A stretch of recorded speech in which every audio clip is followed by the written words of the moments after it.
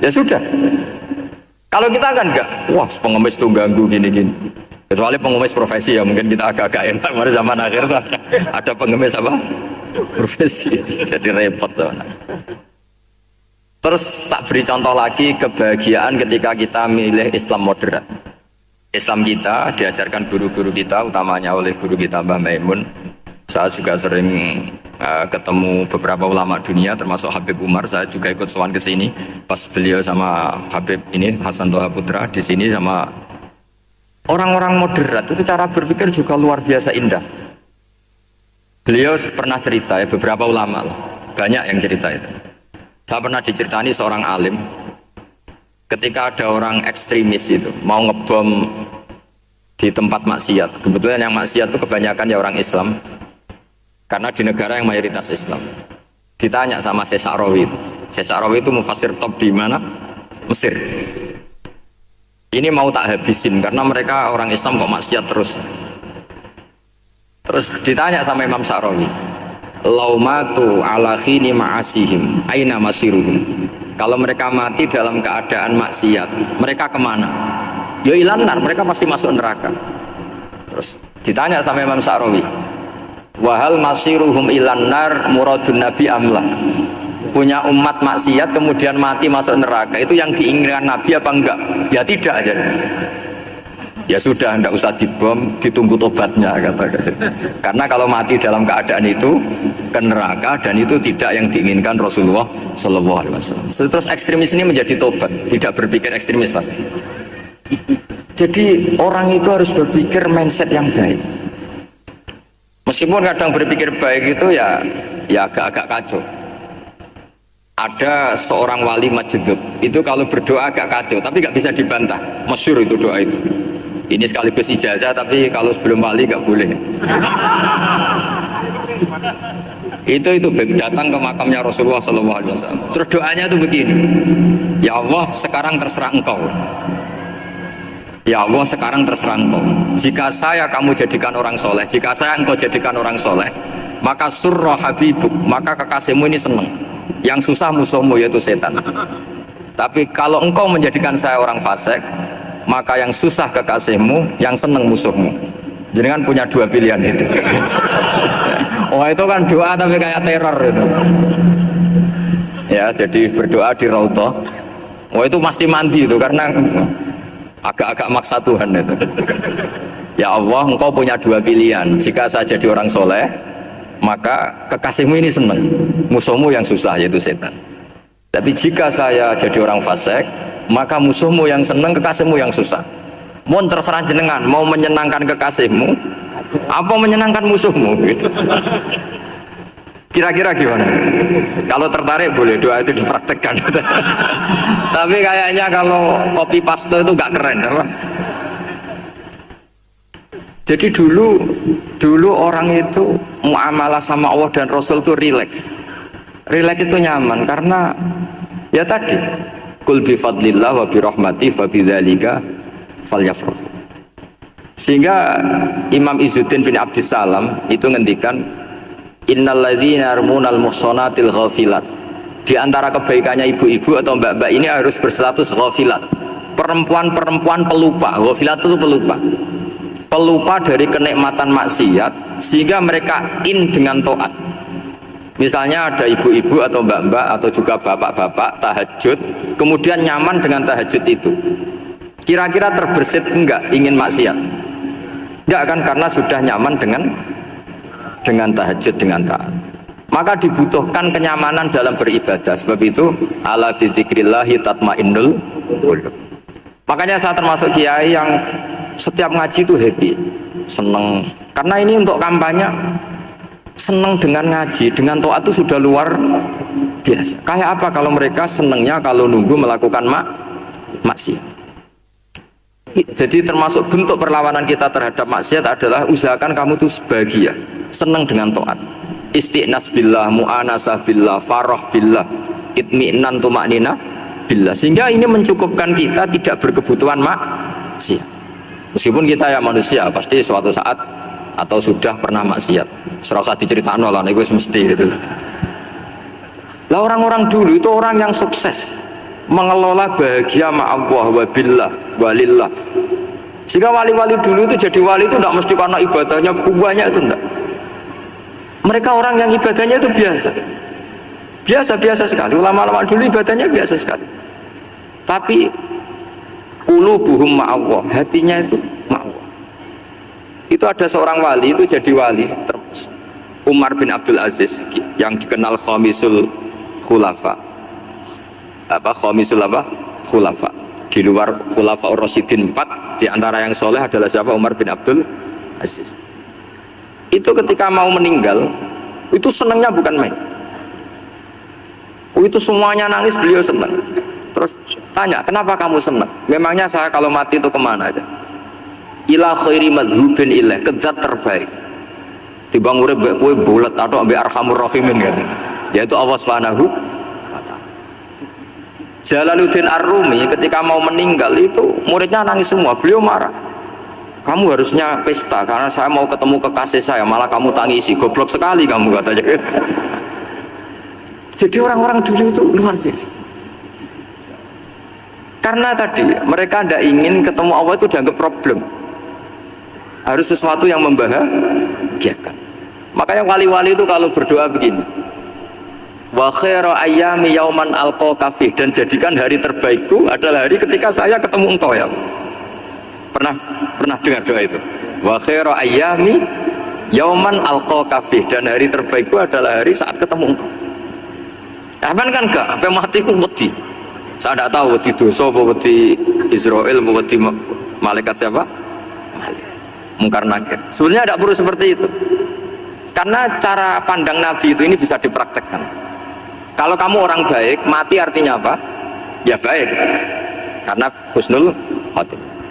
Kalau kamu orang yang buruk, itu kata Nabi, anggap saja mati itu akhir dari keburukan kamu. Nak kowe urip terus malah maksiat terus. Maka Nabi itu kalau ngajari kita berdoa gini, Allahumma ja'alil hayata ziyadatan li fi kulli khairin wal mauta rohatan li min kulli syarrin. Ya Allah, kalau saya hidup ya anggap saja ziyadah fi kulli khairin, berpotensi nambahi kebaikan. Kalau saya mati anggap saja ini akhir dari segala keburukan. Maka saya berkali-kali guyon. Makanya tradisi ulama-ulama NU, ulama-ulama pesantren, ya ada hanya NU, pokoknya ulama-ulama alim. Itu kalau ada orang mati, orang nakal gitu mati, ini saya gitu, itu hadirin mesti gak terima. Wapi nanti wong nakal. Tapi dipaksa sama kiainya, saya gitu. Lama-lama dipaksa. Saya gitu. Padahal yang ngatine kiai, wis ra iso maksiat meneh wis saya gitu. Karena dengan mati berarti saya sudah tidak bisa maksiat lagi. Jadi Nabi melihat hidup dan mati itu segampang itu. Kalau al-hayata ziyadatan li fi kulli khairin wal mauta rohatan li min kulli syarr. Coba kita ke depan itu kan ada potensi zina, potensi korupsi, potensi maksiat. Yang bisa menghentikan potensi itu apa coba? Mati ya, udah pinter sudah maju berarti. Berani mati. Berani. Tapi jangan di sini kalau panitia nanti. Artinya yang selama ini kita risau dengan kematian, dengan apa? Nabi ngajari kita tadi. Allahumma ja'alil hayata ziyadatan li fi kulli khairin wal mauta rohatan li min kulli syarr. Ya Allah, jadikan hidup ini sebagai bekal menambah kebaikan, dan suatu saat kalau saya mati, semoga itu akhir dari segala keburukan. Jadi artinya Nabi itu ngajari kita itu positif terus. Sama seperti ulamanya tadi. Nak lagi rukun mbek tonggo ya sanggep ae kanca keapian. Nak nenengan ben ra utang ngoten. Dadi pokoke penak terus itu. Nak bojo lagi ngamuk alhamdulillah gak ngajak blonjo. Nak pas rukun ya alhamdulillah kok lagi rukun. Jadi gampang semua. Makanya ada seorang alim itu ngendikan begini, ada yang tanya. Saya tuh dulu ketika kaya, teman saya sering main ke saya. Setelah saya miskin gak ada teman-teman yang ke saya. Dikira si Habib ini kebetulan orangnya Habib itu mendukung keluhan dia, ternyata enggak. Si orang alim itu bilang gini, malah bagus toh gitu. Kowe wis melarat duwe wong, ya sudah kamu miskin buruhnya orang lain, misalnya tukang manol di pasar atau tukang becak. Kemudian teman-teman kamu datang, malah kamu malu tuh jadi tontonan. Bagus kalau mereka lupa, pas kamu miskin tidak ada yang lihat kata. Jadi apa ya, dianggap enteng saja gitu. Akhirnya orang ini nggak jadi ngeluh. Selama ini kan kita ngeluh ya, ketika miskin teman-teman nggak datang. Coba kalau mereka datang pas kamu buruh bikin botol di orang lain, mantan bos buruh, malu nggak? Milih datang apa enggak? Enggak lah, sudah bener itu. Jadi ulama dulu itu makanya sering baca biar tahu solusi hidup. Jadi ulama dulu itu gampang sekali melihat kehidupan itu, gampang sekali, indah, gampang.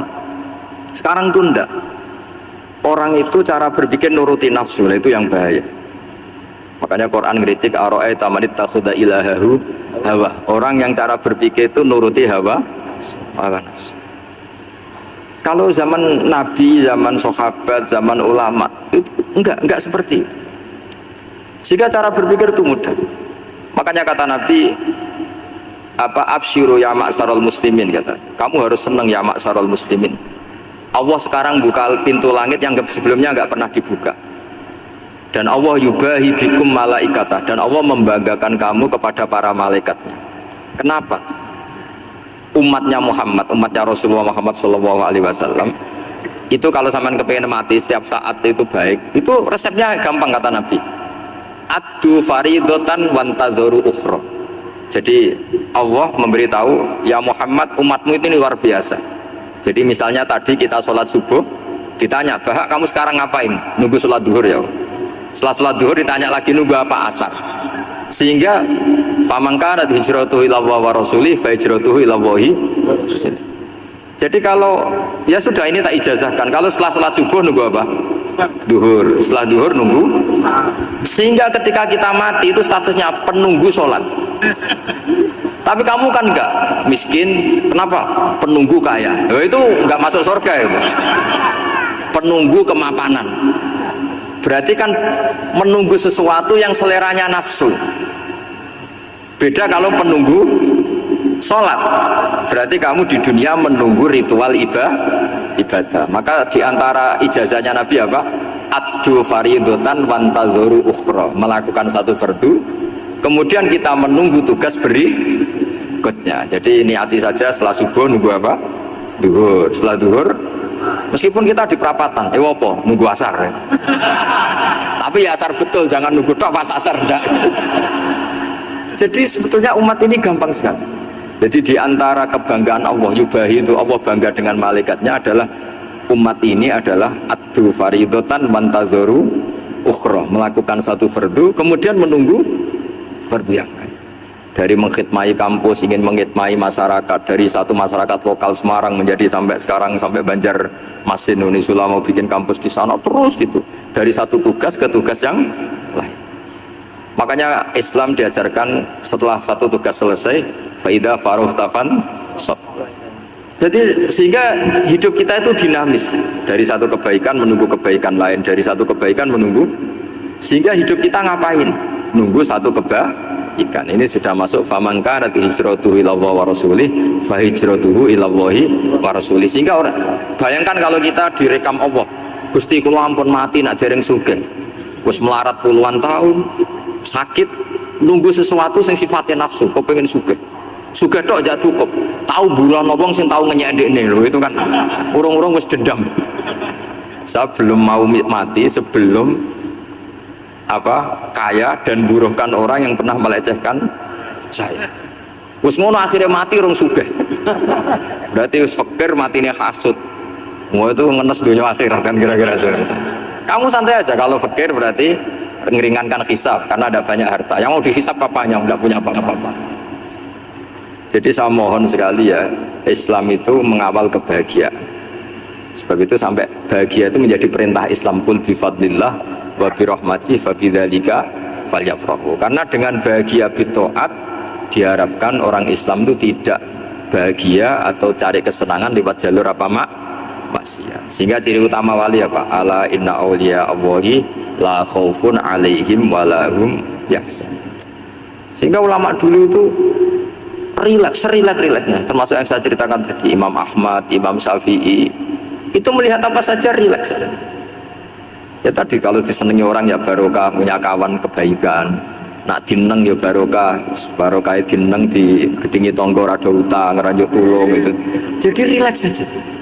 Masyhur itu Imam Syafi'i ngendikan waman asaa ilaika faqat atlakoka. Orang yang berbuat buruk sama kamu hakikatnya adalah membebaskan kamu. Atlako itu apa? Membebaskan. Enak gak jadi hidup-hidup? Kalau kamu kan enggak, kok gede ngaku salahku apa? Malah kamu ujub dong, orang kok gak tahu salahnya. Kamu jadi suami, istrinya ngomel, kurang apa saya sebagai suami? Ya kurang banyak, enggak ganteng, enggak kaya, enggak ini. Malah kalau diterangkan malah parah toh. Ya sudah rileks saja, kalau dia ngomel ya tadi alhamdulillah dapat pahala tambah apa? Dia ya. Terus ngomel kan butuh energi, paling yang tidak kuat 3 jam. Oh, nanti juga berhenti apa? Sendiri. Terus ambil nilai positifnya, misalnya ngomel sama suaminya, bagus lah. Kalau ngomel sama tetangga malah kayak apa gitu aja. Jadi ulama dulu itu gampang sekali melihat apa? Melihat hidup. Rasulullah ya gitu, melihat hidup tuh gampang saja. Ketika tanya, ya Aisyah apa ada sarapan? Tidak ada ya Rasulullah, ya sudah saya tak puasa. Jadi enteng saja. Kadang-kadang beliau ingin puasa, ya puasa sunat, ada sarapan nggak jadi puasa. Rileks. Nabi itu rileks. Kalau ngajari kebaikan juga rileks. Nah sekarang itu banyak orang yang karena mungkin kurang baca, Islam tuh kayak menjadi aturan yang bengis, yang repot, yang mengekang. Itu tidak seperti itu. Yuridu wa bikumul yusra wala yuridu bikumul usra. Allah menghendaki agama ini mudah. Sehingga ada sahabat di Imami Mu'ad itu baca Baqarah. Sahabat ini pekerja petani, mufarokoh ditinggal. Ketika Mu'ad lapor, ya Rasulullah ini ada orang munafik, tengah-tengah sholat mufarokoh saya ditinggal. Yang disalahin itu tidak yang ninggal tapi Mu'ad. Afattanun anta ya Mu'ad, kami itu tukang fitnah, masa ngimami petani pakai surat Baqarah. Jadi yang disalahkan ini imamnya. Kalau kamu jadi imam sholatnya ya yang cepat, makanya terus banyak orang kecepatan karena tadi. Jadi Nabi itu enteng sekali. Jadi apa ya, Nabi itu beda dengan yang kita bayangkan, beda. Nabi pernah ngaji di masjid, kemudian ada tetangga lewat pakai cangkul ke kebun. Semua sahabat gerutu, ini orang tidak benar, ada Nabi ngaji ditinggal saja ke kebun, tidak ikut ngaji. Jawabannya Nabi, tidak, itu bagus, itu ikut sunnah saya. Kenapa ya Rasulullah? Dia kerjanya nyari halal, dan untuk menghidupi keluarganya itu juga ajaran saya. Sehingga yang ngaji ya ajarannya Nabi, yang nggak ngaji karena kerja mencukupi keluarga juga ajarannya Nabi. Segampang itu. Oh, kalau kayaknya kamu kan, wes gak roh akhlak kan gitu. Nabi rileks saja nengah gini. Sampai bisa lihat itu di Ihya, di bab Fadhailul Kasbi. Makanya ini apa penting sekali supaya orang itu apa ya berpikir Islam atau mendakwahkan Islam itu berdasar sanad ya yang muttasil yang pernah dilakukan Rasulullah SAW. Semoga barokah. Assalamualaikum warahmatullahi wabarakatuh.